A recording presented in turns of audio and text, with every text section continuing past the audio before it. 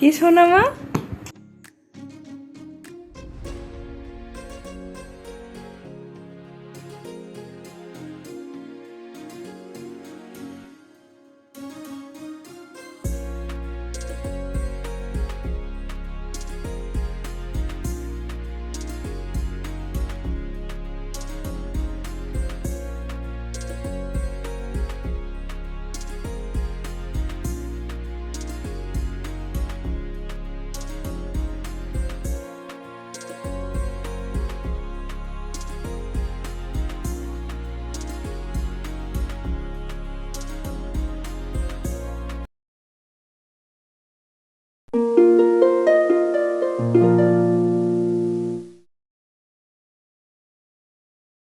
Hello, good morning friends, কেমন আছো তোমরা সবাই? আশা করছো তোমরা সবাই খুব ভালো আছো, আর আমিও খুব ভালো আছি। আমার নতুন আরেকটি ব্লগে তোমাদেরকে স্বাগত জানাই। আশা করছি আজকের ভিডিওটি তোমাদের খুব ভালো লাগবে। যদি ভালো লেগে থাকে অবশ্যই আমার চ্যানেলটি সাবস্ক্রাইব করে দিও, আর লাইক কমেন্ট শেয়ার করতে যেন ভুলো না, কারণ তোমাদের একটা লাইক ও সাবস্ক্রাইব আমাকে পরবর্তী ভিডিও বানাতে মোটিভেট করবে। তো চলো আজকের ব্লগটা স্টার্ট করা যাক। তো সুন্দর ওয়েদার, তাই ভাবলাম সকাল সকাল চাটা আজ বাইরেই খাওয়া যাক। প্রতিদিনের মতো আজকে সকালটা শুরু হয়েছে ভগবানের পুজো দিয়ে। আর প্রতিদিন ভগবানকে ধন্যবাদ জানাতে ভুলি না এত সুন্দর একটা জীবনসঙ্গী, সুন্দর একটা জীবন ও পরিবার দেওয়ার জন্য। তারপরে হচ্ছে আমার মেয়ের খাবারটা রেডি করা। আর আজকে রায়কে সকালবেলায় দিচ্ছি হুইট সেরেলাক, তার সাথে দিচ্ছি গরুর দুধ। তো গরুর দুধ রায়কে আমি মাঝেও আগে দু একবার দিয়েছি, কোনো অসুবিধা হয়নি। তাই আজকে তাড়াহুড়ো করে খুব একটা টিফিনের ওরও ঝামেলা রাখিনি। কয়েকটা দিনই চিড়ে সুজি খেয়ে যাচ্ছে, তাই আজকে ওকে একটু সেরেলাক খাইয়ে নিলাম। এই তো বের করে নিয়েছে। ঠেলো, দরজাটা খোলো। এই যে চলো। হ্যাঁ, ঠিক জানে কোন ঘরে চাল আছে, কোথায় যেতে হবে, সব জেনে গেছো। এরপর থেকে আমি রান্না বান্না সব ছেড়ে দেবো, রাই করবে। হ্যাঁ, কোথায় চাল আছে? হ্যাঁ, বছর টাকা নিয়ে বছর। হ্যাঁ, আমি দিই। এই ওটা না আমি দিচ্ছি, ওটা তুমি কালকে ফেলেছো। এই যে আমি দিচ্ছি। হ্যাঁ, দিচ্ছি, তুমি বসো, আমি দিচ্ছি, তুমি বসো। চাল দিচ্ছি আমি এখন। ও সব জেনে গেছে বাড়ির কোথায় কি থাকে না থাকে। চাল নেওয়ার জন্য আবার চালটা ছড়াই না। আর আজকে বানাবো ফুলকপি আলু দিয়ে মাছের ঝোল। তাই কড়াইয়ে পরিমাণ মতো তেল দিয়ে নিয়ে পেঁয়াজটা কষতে দিচ্ছি। আর এইদিকে দেখো আমি ফুলকপিটা আর মাছটা আগেই তুলে ভেজে রেখেছি। এদিকে পেঁয়াজটা খুব ভালো করে কষা হয়ে গেছে, এর মধ্যে আলুটা দিয়ে আলুটাও কষিয়ে নিয়েছি। এরপর ফুলকপিটা এর মধ্যে ঢেলে দিলাম। এটাকে আবারও ভালোভাবে কষিয়ে নিয়ে এটার মধ্যে আমি জল ঢেলে দিলাম। ফুলকপি আলুটা আমার সেদ্ধ হয়ে এসেছিলো, তাই এর মধ্যে মাছগুলো দিয়ে আবারও ঝোলটা খুব ভালোভাবে ফুটিয়ে নিলাম। এরপর সামান্য একটু গরম মশলা দিয়ে এটাকে নামিয়ে নেবো। একইভাবে এখানে আমি পনিরের সবজিটাও বসিয়ে নিচ্ছি। আজ একটু তাড়াহুড়ো করে রান্না করছি, কারণ একটু দেরি হয়ে গেছে। সকালবেলা ঘুম থেকে উঠে তোমার দাদা আর আমি বাইরে বসে বসে অনেকটাক্ষণ গল্প করে নিয়েছি, সেই জন্য তাই যতটা তাড়াতাড়ি পারছি রান্নাটা শেষ করে নিচ্ছি। আর ওদিকে কুকারে ডালটাও সেদ্ধ হতে দিয়ে দিচ্ছি, আর দুটো কড়াইয়ে দুটো সবজি বসিয়ে দিচ্ছি। মোটামুটি দুটো সবজি আর ডাল হলেই তোমাদের দাদা ভাইয়ের হয়ে যাবে। আর ভাতটা 1 ফুট দিয়ে নামিয়ে রেখেছি, ডালটা নামিয়ে নিয়ে তারপর আবার ইন্ডাকশানে ভাতটা চাপিয়ে নেব।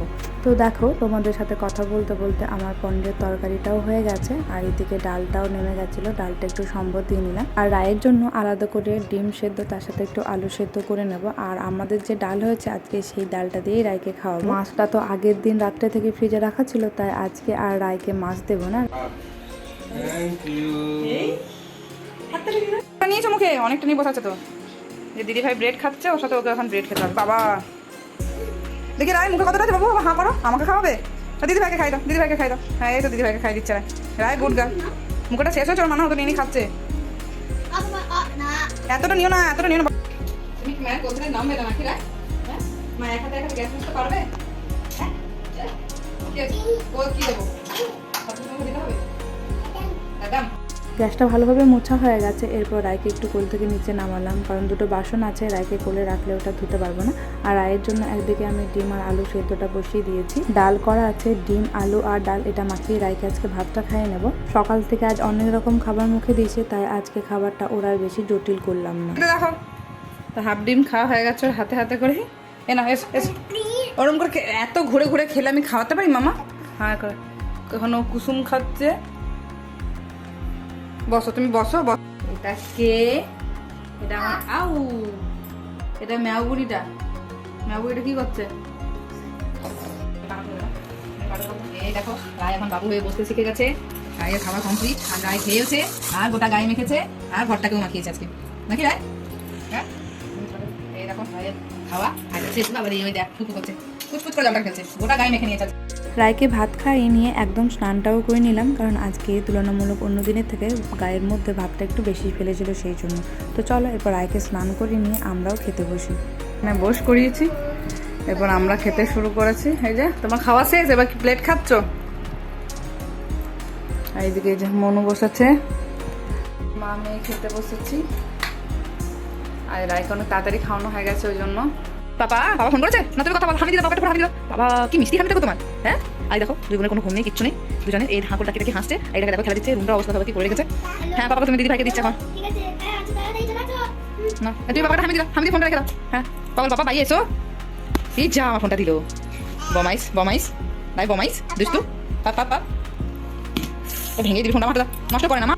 এখন বাজে সন্ধ্যা 7টা মতো, আর এদিকে দেখো রায়কে ঘুম থেকে উঠিয়ে খাইয়ে নিয়েছি, বাড়িতে সন্ধ্যাও দেওয়া হয়ে গেছে। এই যে এগুলো আয়রন করতে ছিল সেগুলো এখন আমি আয়রন করতে বসেছি। আর মনুর আজকে নাচের ক্লাস আছে, তাই তোমাদের দাদা ভাই ওকে নাচের ক্লাসে দিতে মধ্যে কাণ্ড হয়েছে কি, এখানে আমি যখন আয়রন করতে বসেছি রায়কে আমি নিচে খেলতে বসেছি, তোমাদের দাদা ভাইও রায়ের সাথে নিচেই বসেছিল। তাই তোমাদের দাদা ভাইয়ের একটা ফোন এলো, তোমাদের দাদা ভাইয়ের ফোনটা রিসিভ করতে বাইরে গেল, অফিস থেকে একটা কল ছিল। রায়ও প্রতিদিনের মতো তোমাদের দাদা ভাইয়ের পিছনে বেরোলো। আমি জানি নিশ্চয়ই তাহলে তোমাদের দাদা ভাইয়ের কাছে গেছে।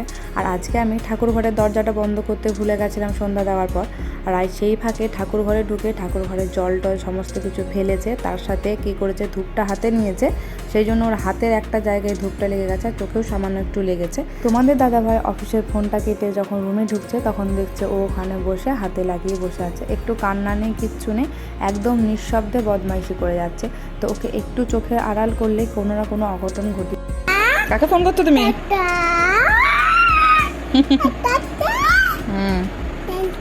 দেখি হাত থেকে কোথায় আউ করেছো? একটু শান্ত নয়, এখানে আউ হয়েছে, এটা কি করে আউ হলো? এই যে এটাকে ধূপে লাগিয়েছে কালকে, কতটা বোঝাতে পারছি বুঝতে পারছি না।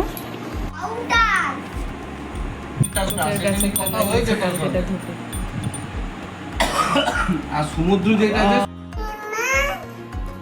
কি শোনা মা, কি নেবে বাবা?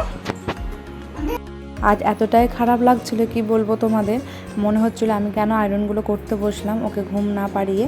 ওকে আগে যদি ঘুম পাড়িয়ে দিয়ে আমি আয়রনটা করতে বসতাম তাহলে হয়তো ওর হাতে লাগতো না। রাত্রের খাওয়া দাওয়া সব কিছু হয়ে গেছে, আর ঘুমানোর আগে রায়কে একটু ভালো করে পরিষ্কার করে নিচ্ছি, হাত পা একটু ভালো করে মুছে ক্রিম দিয়ে দিচ্ছি, এরপর রায়কে ঘুম পাড়িয়ে নেব। তো চলো বন্ধুরা, আজকের ভিডিওটা আমি এখানেই শেষ করলাম। তোমাদের সাথে দেখা হবে আমার নতুন আরেকটি ব্লগ। আজকের ভিডিওটি ভালো লাগলে একটা লাইক করে দিও, আর আমার চ্যানেলটি সাবস্ক্রাইব করতে যেন ভুলো না। সবাই ভালো থেকো, সুস্থ থেকো, সাবধানে থেকো, ধন্যবাদ।